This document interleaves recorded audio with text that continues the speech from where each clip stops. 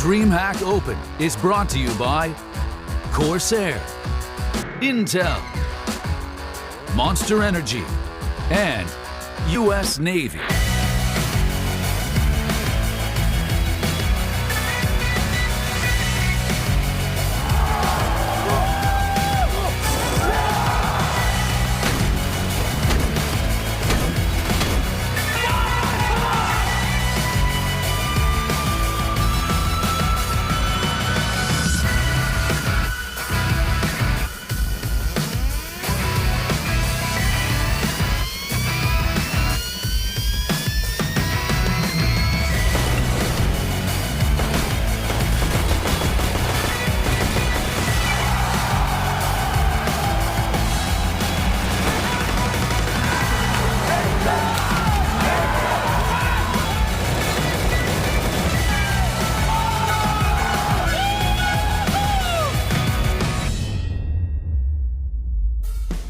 The sun is shining, the birds are chirping, and that means we're inside. We wouldn't have it any other way. Who wants to deal with those UV rays? Everyone knows they're bad for you anyway. Welcome to Anaheim as we kick off DreamHack Open Anaheim 2020, the first stop on the North American circuit here for DreamHack. I've got two wonderful guests joining me all weekend long here on the desk and couch. We talked about this like it's couch. We're in sunny California. Desk over there, we have a couch right now. But it's going to be Sean Garrison Potter.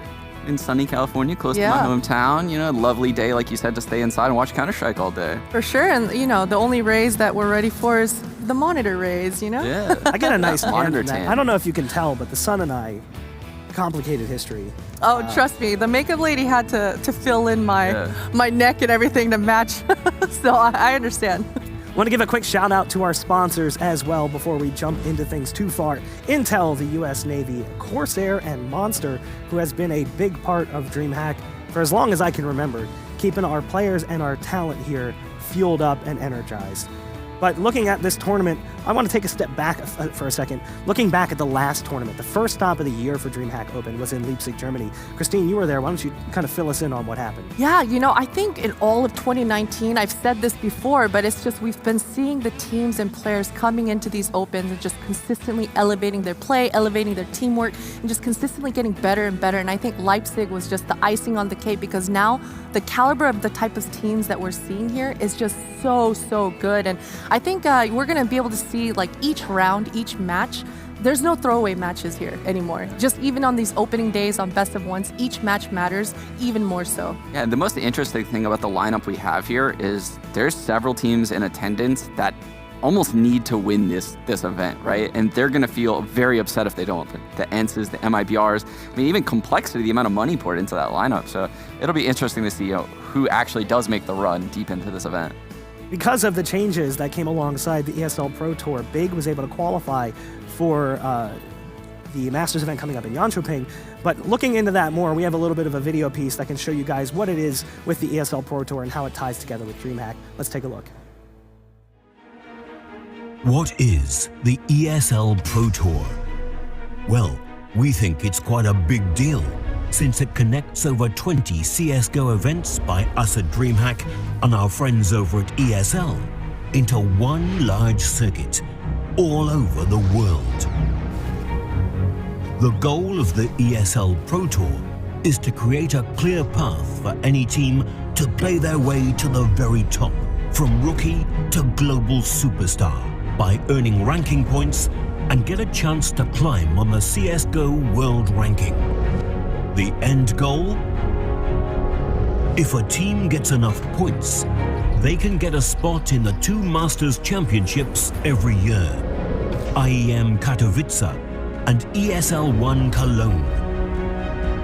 So what role does the DreamHack CSGO events play in the circuit?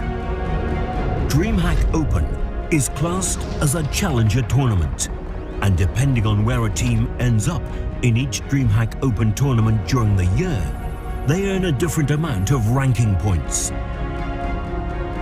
Tournaments will provide 100% points value in the road to the nearest Masters Championship, and 50% of their points value to the ranking towards the subsequent Masters Championship.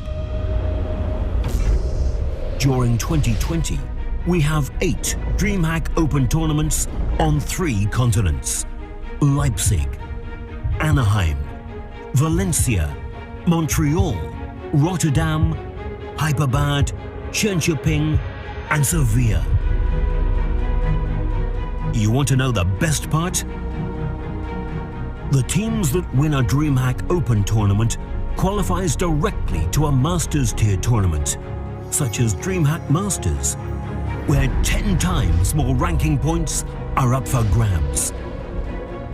The goal of the ESL Pro Tour is pretty awesome.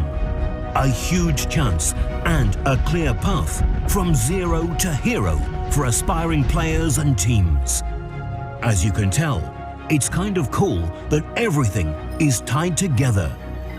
Via challenger tournaments such as DreamHack Open and Masters tier tournaments such as DreamHack Masters, the road to the Masters Championships in Katowice and Cologne is wide open. So, if you like CSGO like we do, grab a cold one, lean back, and enjoy the ride. Or don't. It's up to you, really. ESL Pro Tour. One tour, one story, one ranking. I think that's the level of synergy we've been waiting for between events. What I really like about it is it creates a lot of prestige, even more so around Katowice and Cologne, which the CS community knows are the 2 title tournaments that you want to go to if you're a CS team. This almost solidifies that as something that Valve doesn't even need to step in and say, hey, this is a major, because the entire year will build to those tournaments. Yeah, I gotta agree. I mean, it's just raising the stock, even with these opens. I've been coming to these opens almost every open for the past year and a half, and it just seems like a lot of these teams that we've been seeing have been approaching it, for the prize money, for the prestige of that. But as you said, Sean, it's just elevating it and raising it to a whole nother level. Now, the competitive landscape has shifted drastically over the last year, and one of those changes was the implementation of player skins. We had a chance to sit down with the teams and players to talk about it. Let's take a look. The new skins for the players, I think they bring more attention for the game. I myself hate them. I just don't see the characters clearly. So first of all, I think Valve is doing a great job implementing all those new stuff. I think it's great for the new players. But when it comes to competitive in Counter-Strike, I don't think it has much space. Just because for me, for example, I am colorblind and I have some difficulties sometimes seeing all those models.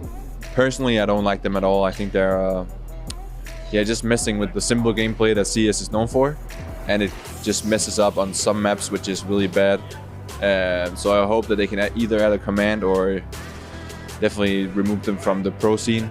I honestly don't use the skins myself, and I think the skins that doesn't help some people like hide and stuff, I think that's fine. If they doesn't give like an actually positive effect with like people being able to use different skins on different maps, that's gonna give them an advantage. They're not saying it's totally fine, but some of the skins that actually give you an advantage, I think that's kind of weird. We see a lot of new player models when we practice. A lot of teams choose different player models for different maps, and I think it's pretty bad. Well, you'll see them at the major unless people have a gentleman's agreement.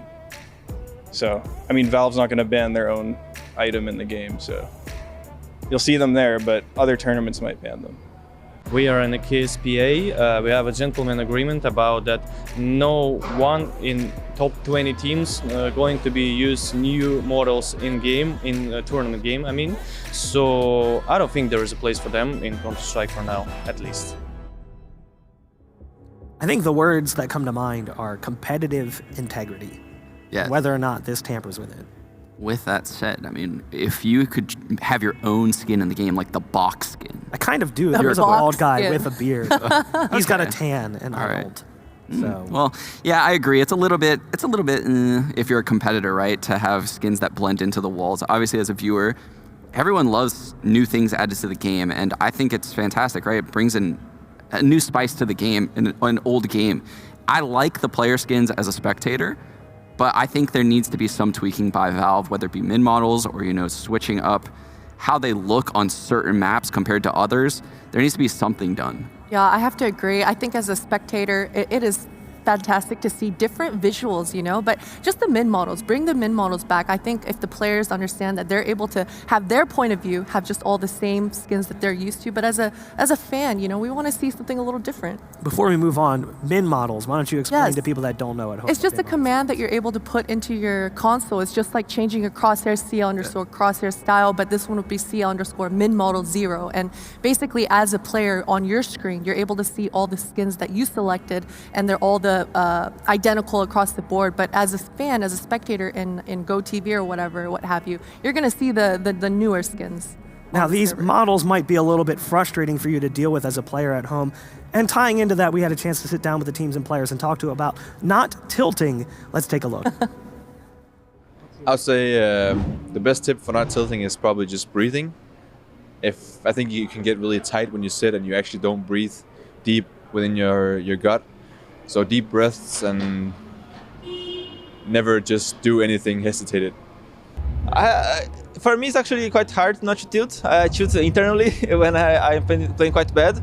But usually for me, pushing, being more aggressive works. When I tilted, I just be more aggressive, and that's release the pressure for me.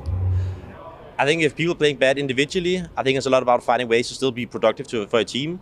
So if you feel like you have an off day, there's a lot of ways usually that you could help make a team better. Like maybe sometimes if you're like a guy who usually gets a lot of kills, you could sometimes take a step back and then maybe be like more supportive and help your teammate more. And in the end, you are playing a team game. You're only one. You're only 20% of their team inside the server. So you really have to think how to not affect poorly your other teammates. So even if you're having a bad game, maybe another teammates are going to be showing up and they're going to carry you out of this drag and going to help you out to win the match out. So keep yourself positive. Remember to don't spread negativity towards the team and keep believing.